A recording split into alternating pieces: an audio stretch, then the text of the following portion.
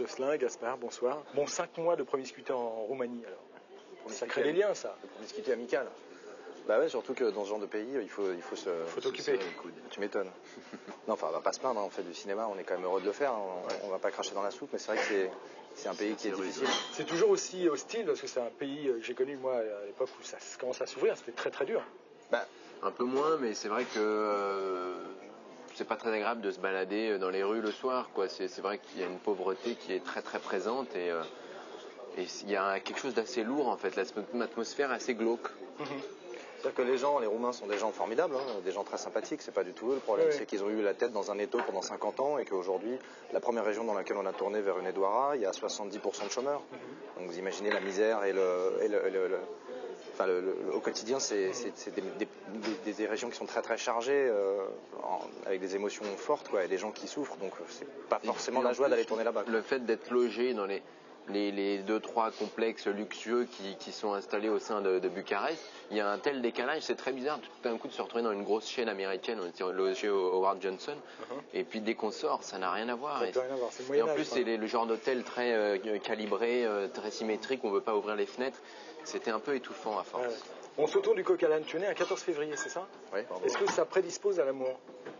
Ou au contraire, je sais pas si ça prédispose à l'amour, boulet. Mais ma maman me disait quand j'étais petit que j'étais né le 14 février parce que j'étais un enfant d'amour.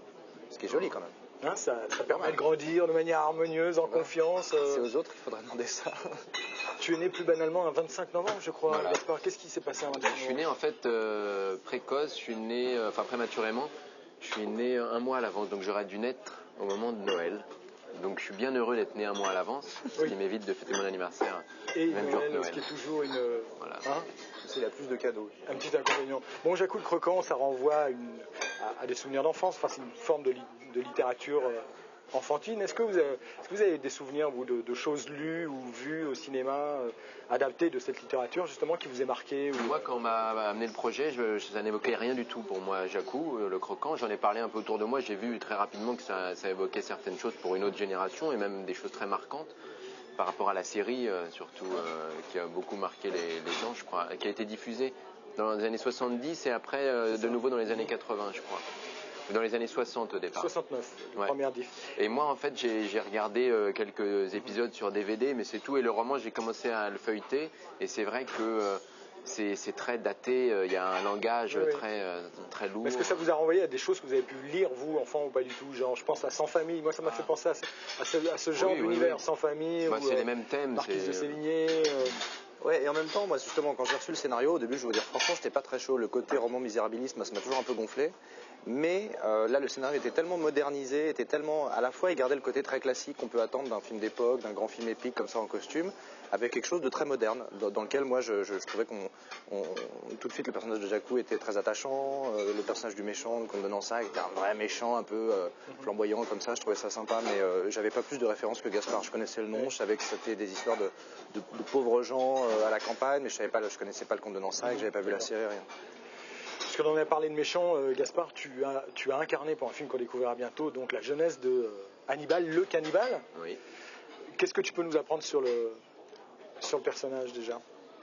Bah, faut voir le film, mais c'est vrai que dans le film, on comprend, enfin plus ou moins pourquoi il est devenu comme ça, en fait. Les Américains, ils savent faire. Et c'est vrai que c'était intéressant déjà, c'est un personnage très complexe, enfin génial, c'est un rôle formidable pour un acteur, mais c'est vrai que c'était très risqué. Au départ, j'ai un peu hésité, surtout le fait de reprendre un rôle qui a été en partie créé par Anthony Hopkins. Il y a une certaine pression. Maintenant, c'est un film qui est assez différent. Déjà, c'est un personnage qui est complètement neuf, qui est beaucoup plus naïf, qui n'a pas expérimenté tout ce que le vieux Hannibal Lecter a expérimenté. Donc, j'avais quand même une certaine liberté dans mon interprétation. Et voilà, c'est un nouveau Hannibal Lecter, en fait. D'accord.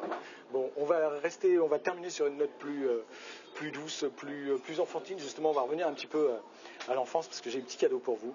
Et ça, c'est une réédition. J'adore. C'est l'histoire de Babar, le petit éléphant, réédition en fac-similé d'un livre dont la première édition date de 1950. Et je vous propose de feuilleter ça juste simplement, mais c'est à tomber par terre. Je connais par cœur. Tu connais par cœur? Je connais par cœur. Ma mère avait les originaux que j'ai récupérés. C'est magnifique, c'est sublime. Ah, je vois très bien, c'est le premier Babar. Donc toi, tu as les originaux. Quand la mère meurt au début. Voilà. Ouais, mais qui était des tirages comme ça. Avec ouais, les je vois petites très bien. languettes. Ah, je connais ça. Tu as l'original, C'est je peux tout mon offrir enfance, le facsimilé ça. Avec grand plaisir. à Gaspard. Ça va lui rappeler. C'est magnifique. Les dessins originaux étaient sur des planches plus grandes que les BD actuelles. C'est sublime, mais c'est magnifique ça. Et voilà aussi donc un album de Fabrice Lucchini, non pas le chanteur, mais le récitant, l'acteur dans La Fontaine, un répertoire qu'il connaît bien puisqu'il l'a fait vivre aussi sur scène. Pourquoi La Fontaine? C'est un petit clin d'œil au fait que prochainement un film qui fait vivre le fabuliste compte parmi ses acteurs Jocelyn Quivrin. Voilà, et c'est gentil, merci beaucoup. Moi j'aime beaucoup Lucchini en plus. Donc, tu pourras rester dans le bain comme ça. formidable. Merci beaucoup, c'est gentil.